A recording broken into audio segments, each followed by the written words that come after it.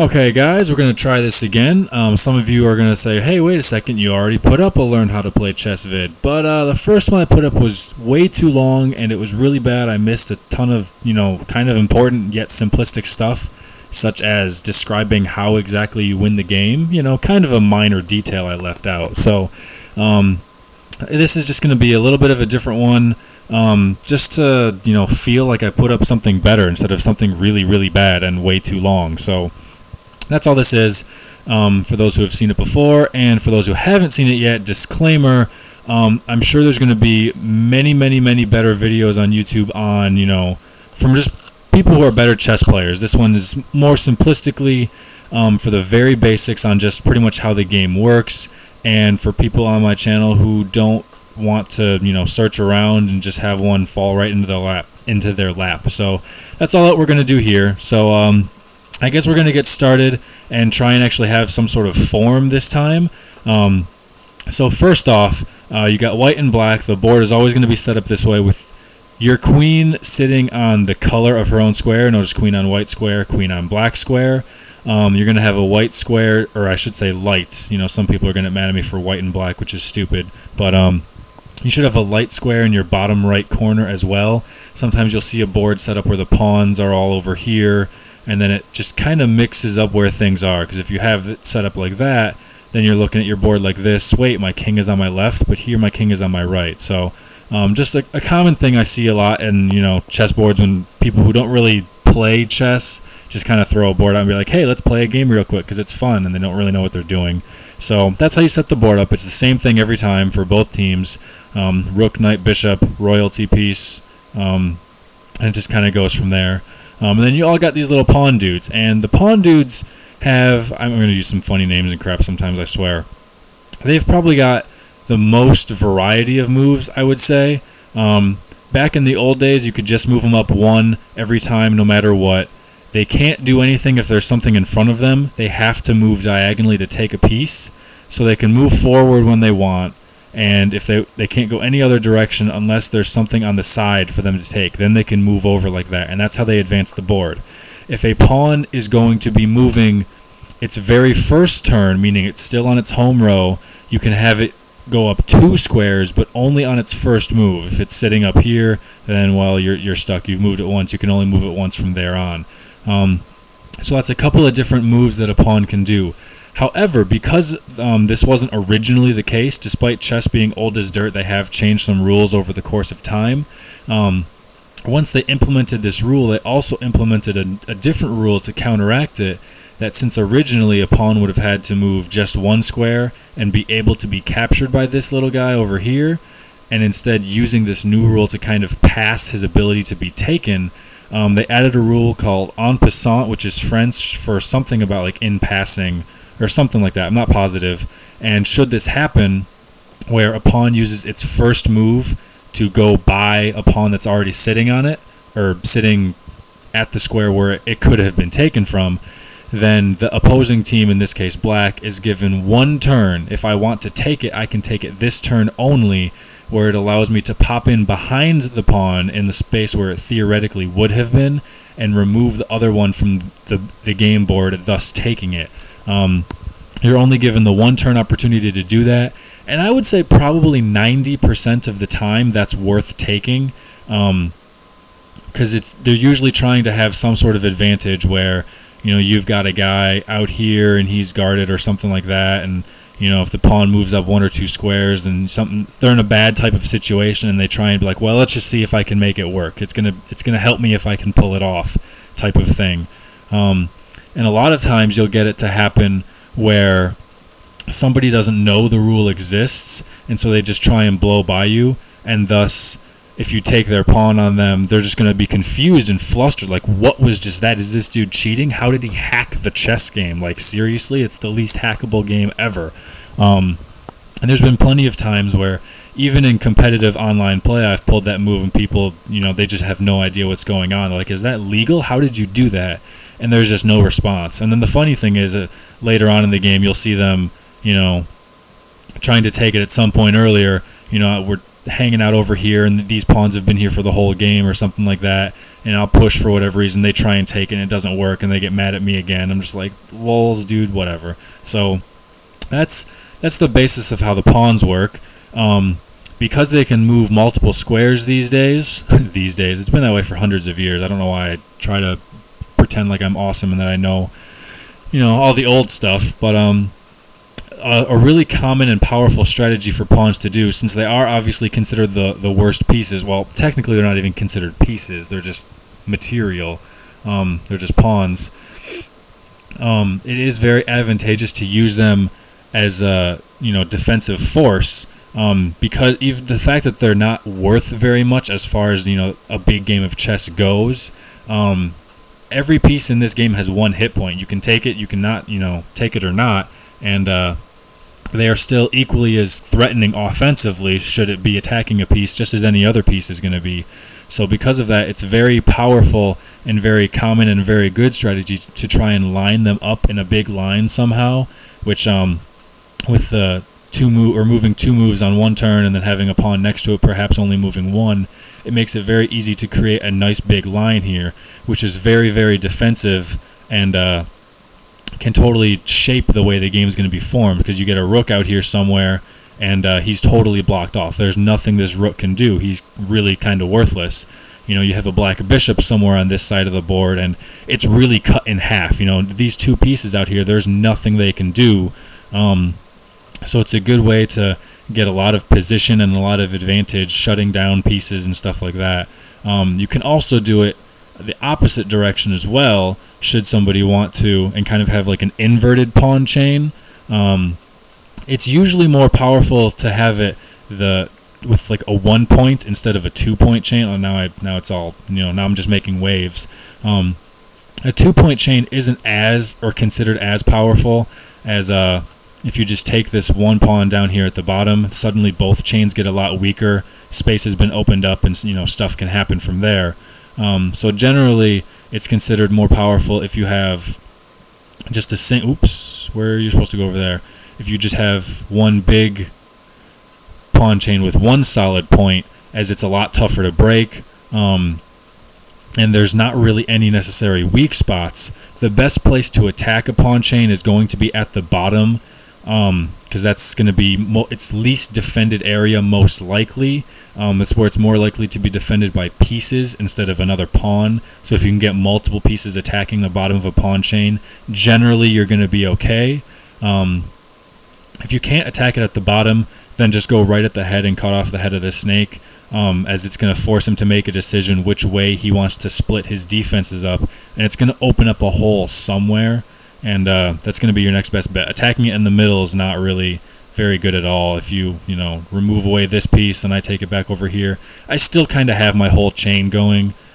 So it doesn't really do too much if you want to go at it in the middle. So generally people do not. And that's pretty much the basis of all the pawns for now. So we're going to go ahead and move on to our next piece down here, which is the rook. Some people call it a little bit of a castle or a tower just because of the way it looks, but it's not. It's called a rook, and the rook is considered a major piece. The horses and bishops, or knights I should say, and bishops are considered minor pieces. And thus the rooks are a little bit more valuable than these guys, than these 2 guys. So if you can have one of these guys take a rook and then lose one of these pieces in an exchange, that's a positive thing. It's an advantage. It's something you'd want to do every time you can do it. Rooks can move in straight lines only, but they can move any amount in the straight line that they so choose. And it's really advantageous if at some point you can get them stacked up together. Then they're both really powerful. It just amplifies how good each one of them is. And if you can get them on an open line, come on, move the pawn. If you can get them on an open line somewhere where they both have lots of room for movement, that's going to be their best opportunity. The downside to having rooks, I guess there's no downside to having rooks, but the downside about rooks is they're both off in the corner. They're both kind of locked in, so you don't really get to use them very much early on. But I suppose we can get into that a little bit more later. But they're usually saved for late game, where at best, we're talking that they're going to be positioned out here in the bottom row for a while. At some point in the game, I should have just moving pieces. where they're only sort of passively involved in the game for quite some time until a lot of space starts clearing up and, stuff gets out here.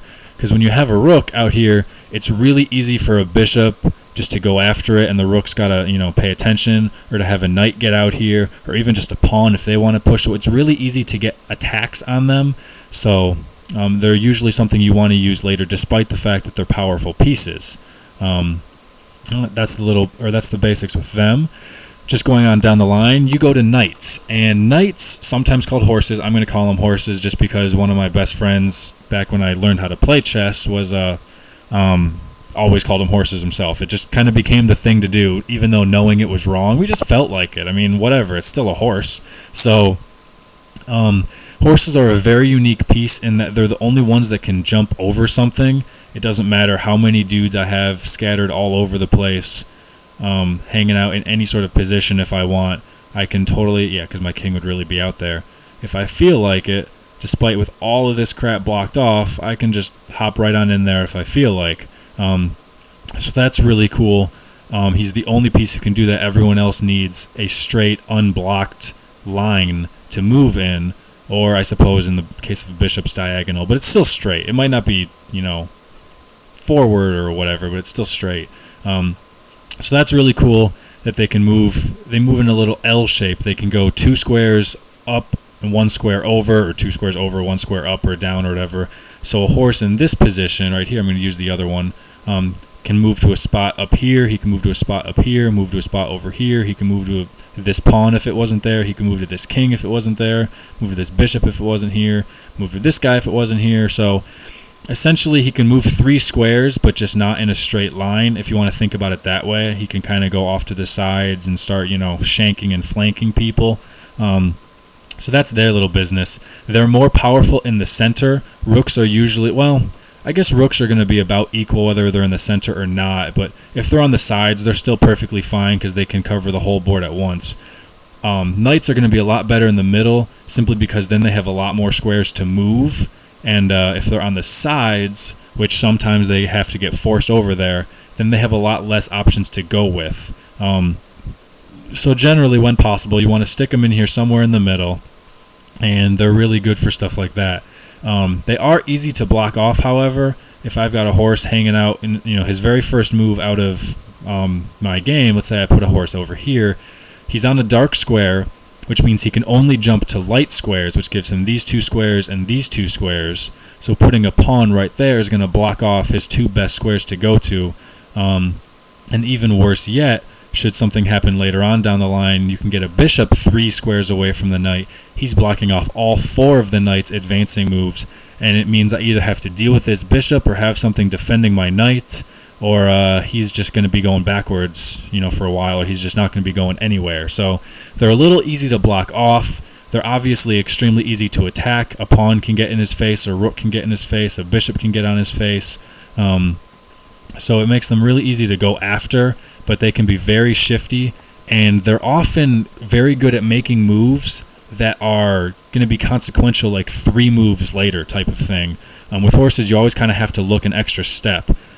Just because of the way that they can move. If they can have something happen over here, then they're going to respond in such a way that your next move can be bam, do something exciting. All while they're still over here, you've got to look at several additional steps of a drop. And even should a horse get over to some point, like, why is that beneficial? Oh, because of his next move. So they're guys that are a little bit shadier to deal with because of that little feat. They're the only piece that the queen is the most powerful piece in chess, and they're the only piece that can attack the queen without being attacked in response. We'll get to that more in just a little bit of a second. So it makes them very unique and powerful in that regard. And with that, we're going to go on to our next piece, the bishops. The bishops. You have 1 on a dark square and 1 on a light square, and they will never get off of that. I have played games, ironically, where people have made a mistake and moved a bishop out like this at one point, and all sorts of fancy stuff, and you realize later, like, wait a second, I've got 2 light bishops. There was one time where I was like, hey, doubling my bishops, like, that's really good. It makes it powerful on this diagonal. Why have I never thought about doubling my bishops before? Because it's illegal. In theory, you can get another bishop later on in the game, but that's something for a lot later down the line. So these cats, they can move diagonals only, but like the rook, they can move as many squares on the diagonal as they want. And human beings have a tendency to miss diagonals or forget about them or overlook them, especially when they're really long like this.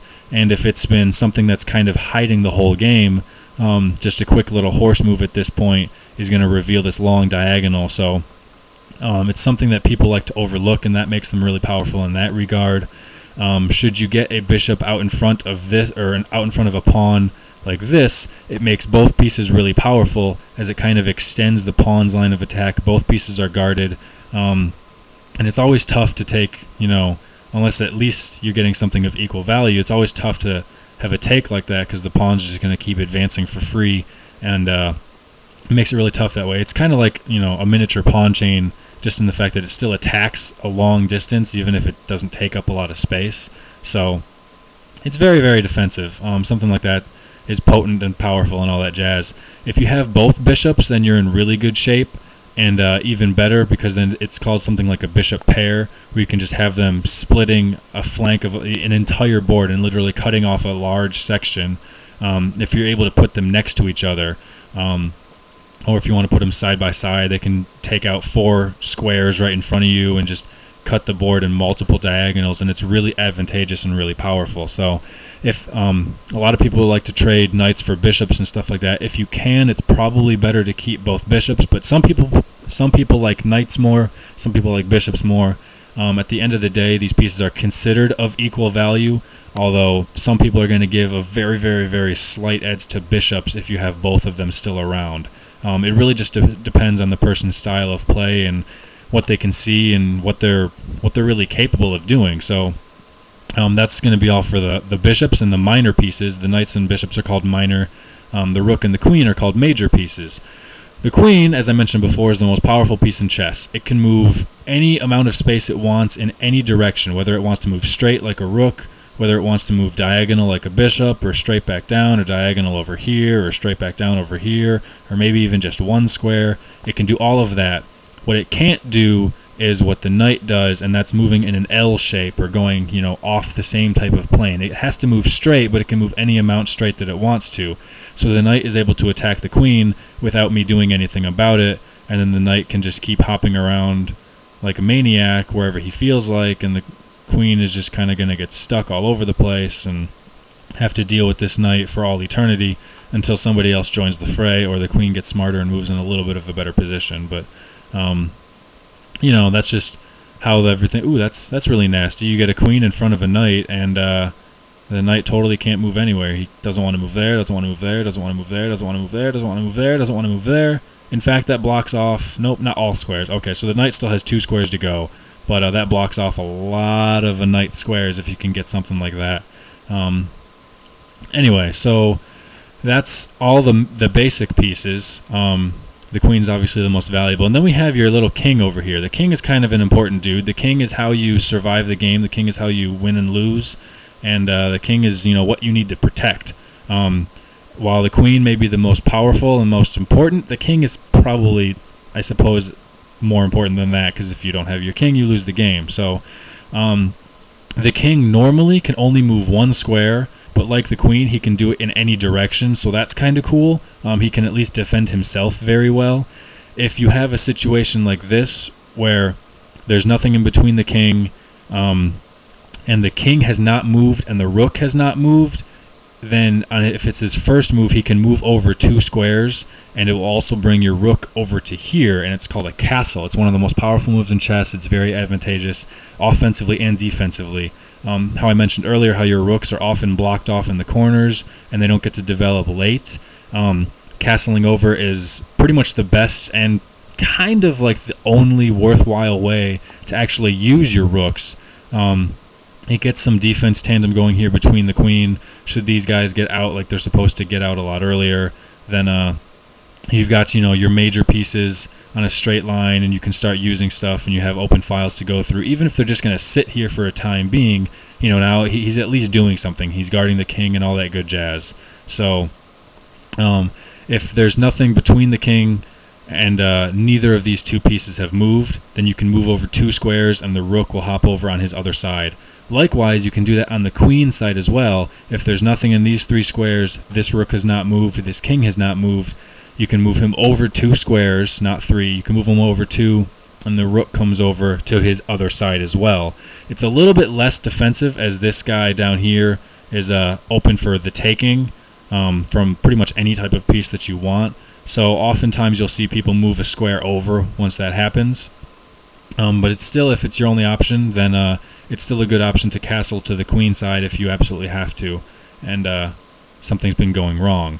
One thing I forgot to mention in my last video is that if there is something going through the space where the king needs to go to castle, he cannot castle. So even though that there's no space here, I can't just go like this, which granted you wouldn't want to do anyway, because then he takes your rook for a bishop. But it's something that you can't do. Even if there's a knight hanging out over here, then I'm not going to be able to castle through it or anything like that. So sometimes you'll see people stick a bishop on a line just to prevent the king from moving over, and then they're going to come over and attack the bishop, and you run it away, and it's like, ha ha ha, nothing for you. Let's see, how can I make it at least look proper? If the king is in check, like, oh look, horse just comes over here, puts my king in check, I can't take it, so I've got to go. You cannot use castle to get out of check. That is something that a lot of people would like to do, be like, oh boy, if only I could castle right now. It's like, well, you can't. So it's not a good way, or it's not a legal way to get out of it.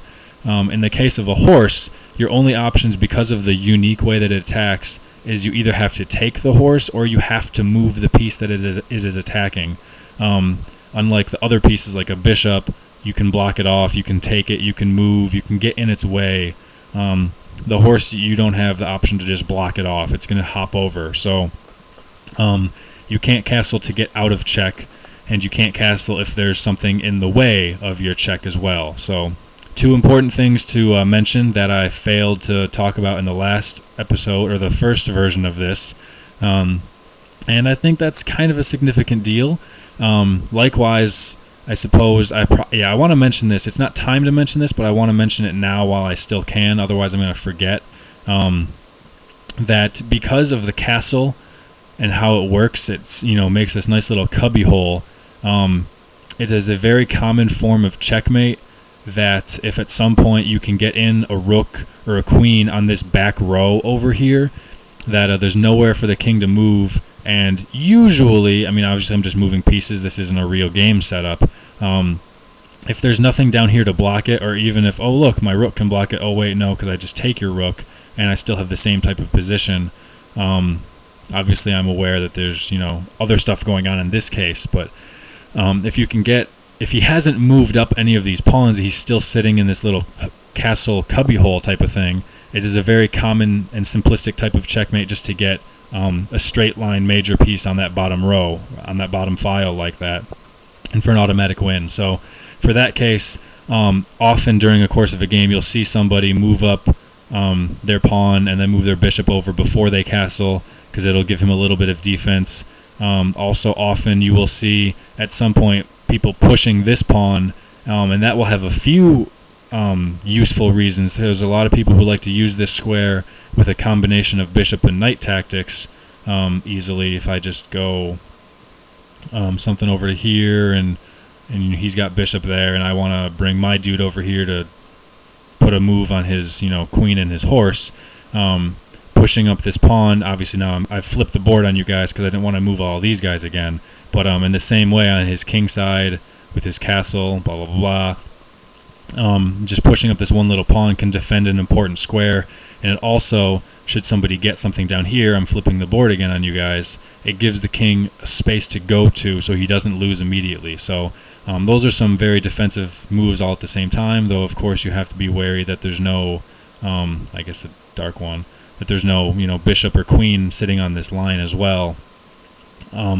But that's how all the pieces move, stuff like that. A very simplistic form of checkmate that I didn't want to get to yet, but I know if I don't say it when I'm thinking about it, I'm going to forget. So I guess I'd rather put it out there now at a bad time than not get it out there at all. So some little combinations of moves, however, because in chess, every move you make, you want to be attacking something or you want to be defending something, preferably more at the same time, getting a 2 for 1. Anytime you can get a 2 for 1, it's a good move, and you want to do that hopefully with as many moves as you possibly can. So some common tactics or things to look for that people like to have. I'm just going to start moving some pieces, hanging out. Who knows what this dude's doing? Let's say he's just kind of going through the motions. There we go. That's fair. Some kind of combo tactics that people want to use is that anytime you can get, for example, we're going to go with knights first just because that's how I've set the board up. Because of their unique ability to move, see right now the king can't take him because he's guarded by the bishop. I forgot to mention that a king cannot make a move if it's going to put him in check. Check is when a piece is attacking the king, and that's obviously part of how you can win the game. God, I'm going to forget about checkmate if I don't do anything about this. So checkmate is in the case where the king is being attacked by a piece, and there's nowhere for the king to move to get out of check, and there's nothing that can take the piece that's putting him in check. So that's called checkmate because there's nothing they can do to respond to this, and the king is the only board on the piece you can't take. Like I can take a bishop or I can take a pawn, because at the time where you can take a king, it's just game over at that point. And the theory of war, because chess is a type of war, such like a game. This is just when the king surrenders and one army is victorious and yada yada yada. Then you kill him and put his head on a stake and all that lovely garbage. So that's the little basics behind that. If the king is being attacked, I did kind of mention that you can't castle through check if he's being attacked or all that good type of stuff. So the king can't take the horse in a case like this, and because he's guarded by the bishop, he's being protected. If this bishop wasn't here, there's no problem for him just to take it. And then you see my horse is attacking two pieces at the same time, which is obviously a very good play. Just simply mathematically, they can only respond with one at a time, and since both of them are more valuable than a horse itself, that makes it a very positive move to do, as regardless of how he's going to respond to this at this point, I'm going to end up ahead and be in very great shape to win the game from here on out. So horses are very, very powerful, and that the fact that they can do stuff like that, it's called a fork, where he's attacking multiple pieces at the same time. And it's something you want to look for, absolutely, especially with horses. If you see two powerful pieces like that on the same color, or just one of their color squares away from each other, you can try and find places where you're going to be able to attack multiples of them at the same time and see if you can get there at some point. Sometimes if they're like that, then I can attack both of them at the same time. This dude, pretend he's not there. Pretend this dude's not here. Then obviously I'm getting check on his king, which he has to respond to, and then I'm attacking his queen, so that's a free queen in this case. So anytime you see guys with horses, excuse me, frog in my throat, horses lined up on the same square, then that's obviously going to be something really powerful and potent to do. A similar type of thing can happen with bishops. Should you, let's see here, let's pretend this is moved, let's pretend this crap is moved.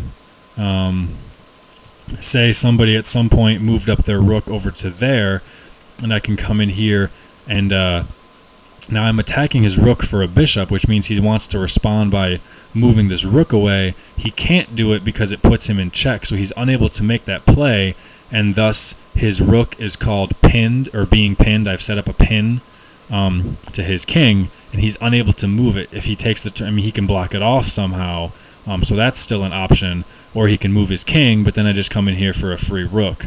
So anytime you see multiple pieces on the same type of diagonal, then it's going to be very powerful if you can get a bishop hanging out over there, getting multiple pieces, even more so if they're both major pieces or something of great consequence. I'm attacking a whole ton of all of his dudes at this point with my bishop, so he doesn't want to move any of them until he responds to getting this guy out here. So bishops are very good at getting pins, and it's a very powerful tactic that you like them to do. So leading out from pins, however, we're going to go with another little simple strategy of defense with that little sequence of moves. Should there be something going on with, I don't know, we're just moving pieces at this point. I guess you'd still be over here. There we go, something like this. That at the moment I've got my knight just kind of hanging out, doing pretty much nothing. He's just sitting out where a knight does, and I want to make something happen. Then let's just say I can move him out over to here. He's doing whatever the heck it is that he wants to do with his move, but in the act of my knight moving, it unlocks this bishop, which is now looking at a whole line, and then it's also another 2-for-1, which is creating, I guess this, in a case, a discovered move. This is called a discovery. In a case, it's kind of like a 3-for-1, because it's discovering a piece over here, it's moving something over here, which can further, this guy still has his own options as well. At the moment, attacking his queen in this particular setup, so it does a lot of things all at once for you, and can absolutely be very powerful. So just lots of different little things to look for. If you've got one of your pieces blocking off another one of your pieces, you got to think, where can I move this first one that's being blocked off? Where can I move this horse, and how is that going to affect what my bishop is going to be able to do after it moves? And sometimes it's hard to see, because you look at it, it's like, okay, the bishop's only going here, there's nothing, it's not doing anything, it's cut off, and people stop thinking about it. So that's something to look for. Getting multiple powerful pieces on one same color diagonal is very powerful as a pin, even more so if one of them is a king. Or any time where you can be attacking 2 pieces at the same time with one of yours, getting a 2-for-1 in that sense is also very, very, very strong, and something that you want to do, something that you want to look for. And any piece can really do any of these moves. It all depends on the situation. Chess is a very context-sensitive game, so should something be nice and wide open, then now I've got, well, I guess I don't want that over there, but now, like, I've got even this rook is not only pinning his queen over to my king, but let's pretend it was like this, and everything's all nice and locked up, stuff is hunky-dory, no one's really, in too bad of shape, and then I can do something with my rook. Let's say go over here, or rook, I just called him a rook. With the horse, I can not only take a piece, I unlock a discovered attack, which also is a pin of his queen, and then at this point, there's most likely going to be nothing he can really do about it, especially because rooks are late-game pieces, but at this point, I have to move my king to break the pin, but then he just takes my queen, and that's not good. You lose the game. I can't move my queen because it puts me in check, so he's stuck there, and usually your best option is going to be taking it and just losing the material. And at that point, if something like this happens, where a queen is pincered to his king like that, at some point, then it's pretty much going to be game over. Of course, it always depends on the situation. Chess is a very interesting game in that fact, but it can be done with rooks, it can be done with bishops, and I even had it set up earlier somewhere over here where it can also be done with horses if I want to get them, all sitting out at the same spot. So you have pins over there, you can obviously have pins with the straight lines, you can have pins, or forks and pins, all sorts of good stuff like that with any of your pieces, and even theoretically it can still happen with a pawn, should something really fluky be going on, and I just get, both of his guys with a pawn. It's obviously super rare, but stuff like that can still happen. So that's the basics of simple strategy or tactical moves, types of setups and combo things to look out for, and just setting these dudes back up in their home spaces. Oops. In their home spaces now, just to get everything back to square one. Okay, and so that pretty much is going to conclude our basics as far as how the pieces move, how the game works, and some very simple things to look out for. For the rest of the video, I'm by no means like a master or anything like that, but we're going to take at least a second to look barely into the realm of openings and defenses. That's arguably the most important part of chess. That's why there's going to be more chess books on openings than probably anything else, and the majority of chess vids out there are going to be related to specific openings. I'm not going to throw like hardcore sophisticated names of all the crap at you, or the notation behind it. When you watch people talk in chess notation, it's kind of awesome in a way. It's just like, how do you do that? Speaking in code, I swear to God. So just looking at some basic, hold on a second here. There we go. Did I mess that up everywhere? I totally messed that up everywhere. There, no, not there. That's good. Some basic type of things. The most common opening is going to be king pawn moving up 2. The second most common one is going to be queen pawn moving up 2. And those two first moves out of the 20 moves that you can make on your first turn are going to make up probably 90 to 95% of games that you're going to see. The king pawn is going to be most common, but it's probably not as good. I think in higher level play, I think more people are starting to use this, simply because from king's pawn, there's a lot of different ways to go after it. A very common move is just to match it, because black going second can theoretically be considered a disadvantage. They want to gain equality, so matching what they do is a good response. Doing something like a Caro-Kann is going to be a good response, just to kind of lock things up. There's also a French defense as well. So there's a lot of different types of defense to go after it, but there's also an opening or a defense called a Sicilian, which is extremely common for black, and mathematically, looking at all like the stats and garbage of recorded games, this type of opening game for our first two moves leads to black winning more often than white, which theoretically shouldn't happen. Theoretically, white should win every time because they have the advantage of going first. They can always be setting the tempo and setting the pace, causing black to have to respond to every move it makes. In theory, of course, chess doesn't work that way, but that's the way things are supposed to be. White is supposed to be able to win because he's moving first, and using this type of defense called a Sicilian, obviously there's a million ways to go from there with what people want to do, but this type of defense is going to lead to more games being won by black if both players are of equal skill. So because of that, queen pawn is becoming kind of like the new most popular opening to go with, which also gives you a lot of options of pushing up pawns and starting to develop all of your major pieces going towards his king side, and that's kind of like the new thing to go with. As far as it's king, I always show that you can move up all sorts of your pieces with the pawns, with these little guys, and just kind of block stuff all over the place. For people who wanted to ask, like, what's the most common thing to see opened? So that's a piece over there. As far as queen pawn's considered, it's extremely similar to king pawn games. It's just a little bit different. You can obviously block it immediately and match it with that. A very common one is going to be a king's Indian or a queen's Indian type of defense, moving your horse first to keep combating over to that square. I don't think you're really going to see too much. Those are certainly going to be the two most common ones. But again, you can still see any of the other main type of defense lines that other pieces are going to have. Oh, actually, in this case, with queen pawns, you don't want to do that one. Or hell, even if you want to open straight up into something with a fianchetto, which is the name for this little combination tandem thing going on. So there's a lot of different options as far as those are concerned. And then I suppose to wrap things up, a couple quick little ways on how do you get to situations like that. Let's just see here. If somebody wanted to respond with there, you've got a couple of good options. You can move up with a pawn, or you can block over with the king. And then to get one of those little, I want to at least throw in one little trap. One of the traps I showed earlier in the game, let's just say they respond with this, and then you can come out with the bishop. Who knows what the heck they're going to do at that point. Let's pretend they block it off, moving up, developing pieces. One of the little traps that I showed earlier, it's actually a slightly used opening. It's good against low-level players, as they're not going to see it as much. Generally, when you're opening, you don't want to move the same piece twice.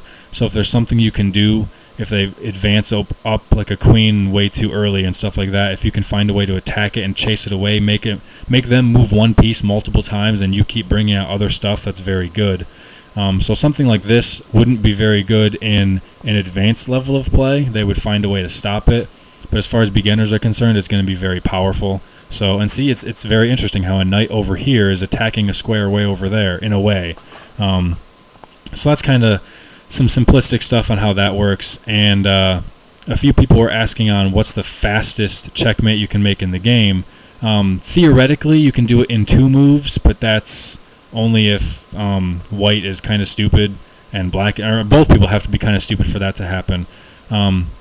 As far as a legitimate move is concerned, we're going to be talking 4 moves is going to be the fastest. So let's just say he's going I don't know, let's say he goes over there. I don't really know how somebody would respond necessarily. That probably would come out with a horse over here, but just to simplify things a little bit, actually, a horse moving over here would totally stop this from happening at all, but pretend he moves this one or moves this pawn or something like that.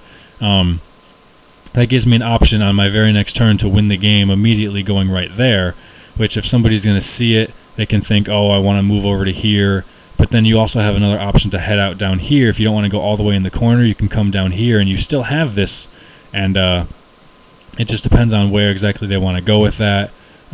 Should they move, I don't know, let's just say they move something like, who knows, they don't move this horse. They match it because black likes equality. So let's say they match it, and then I bring my queen out, and they go, oh, I need to block this queen from going over here. You can either move, down back to where you want and still keep your potential for mate, or you can just put him in check immediately and get yourself a nice rook. Again, I wouldn't want to do anything like that in higher level play, but sometimes it can work on people who aren't as familiar with the game. Or if you're just playing casually with a friend and you want to see if you can beat him in 4 moves, that's the setup that you want to do it with. So that's going to conclude this learn to play how to play chess video. It looks like I cut off 7 minutes from my previous time, which I didn't think I would go over 40 minutes again. I'm stunned, but I certainly think that I covered a lot more and covered it in a lot better manner than in the other video. So sorry for uploading it twice in a way. As well, any specific questions I can answer in the description with annotations and comments, stuff like that. So I just want to thank you guys for watching. Thanks for sticking through if you did for the 40 minutes. If not, that's perfectly fine. I understand. So if there's anything that I missed this time, let me know. And I'm probably not going to make a third. God, I hope I don't make a third. But, just let me know. So thanks for watching, guys. Take it easy. Keep learning. And peace.